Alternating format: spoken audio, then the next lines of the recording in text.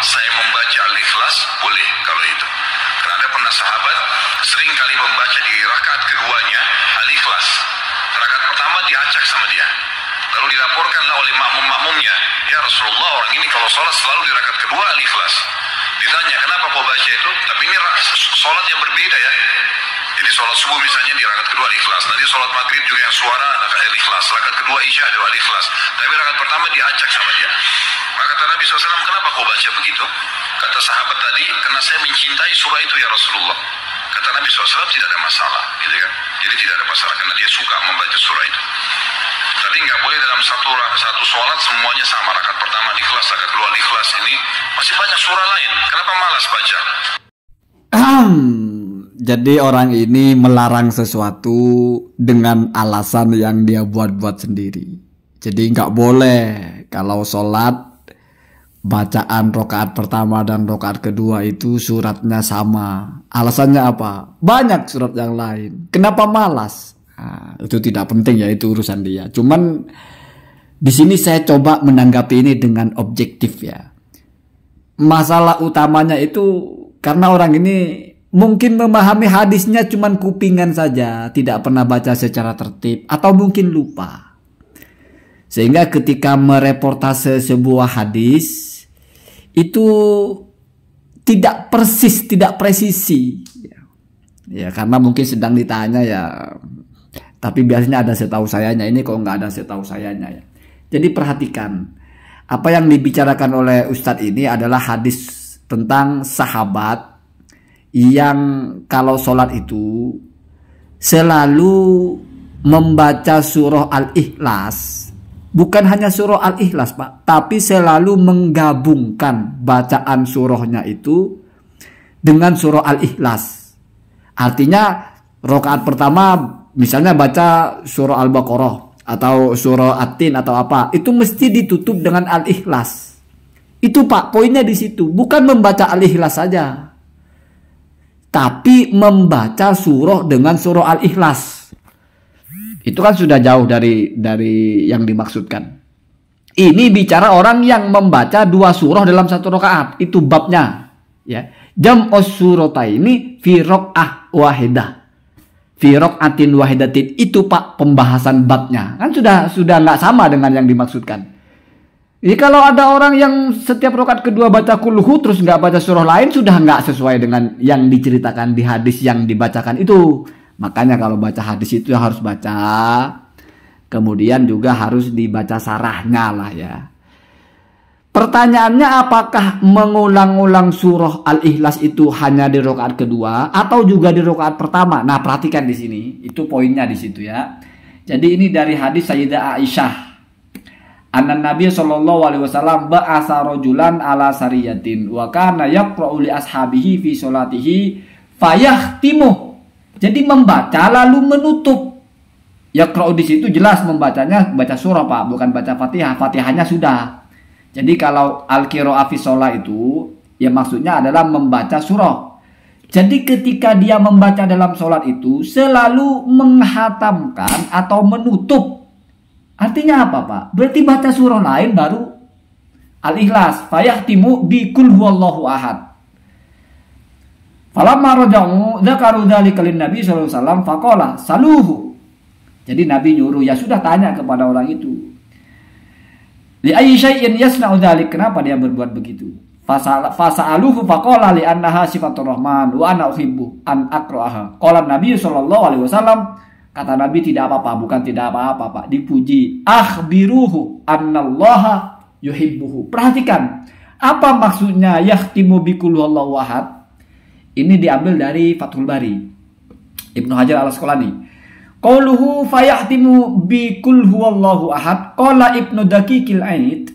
Jadi mengutip, itu ulama begitu Pak, nggak asal nyerocos saja. Jadi ulama itu Pak, ngutip ucapan ulama. Itu namanya ulama. Enggak ngapain baca surat sama kayak nggak ada surat yang lain. Surat yang lain banyak, jangan malas. Nah itu ya.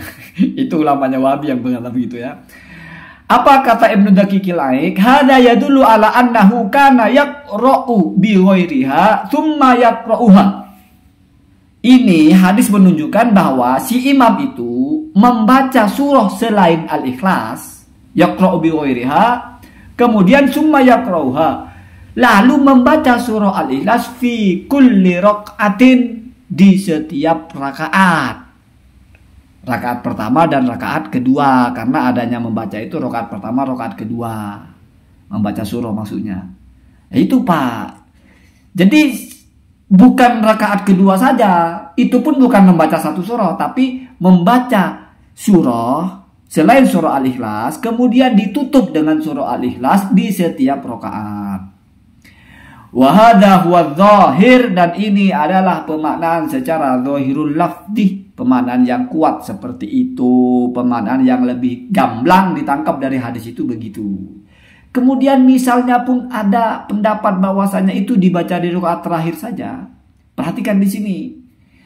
Wa yahtamilu, dan mungkin saja ya, ayyakunal muradu bihi, ada yang dimaksud dengan hadis ini ya, yakhtimu biha, dia menutup ya, si imam itu menutup biha dengan surah Al-Ikhlas akhir qiraatihi, di bacaan dia yang terakhir.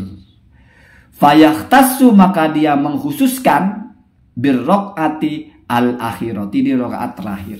Bisa jadi memang hanya di rakaat terakhir, tetapi tetap bahasanya yakhtimu qiraatahu, menghatamkan ya, atau akhir qiraatihi, menghatamkan di akhir pembacaan surahnya itu dengan surah Al-Ikhlas.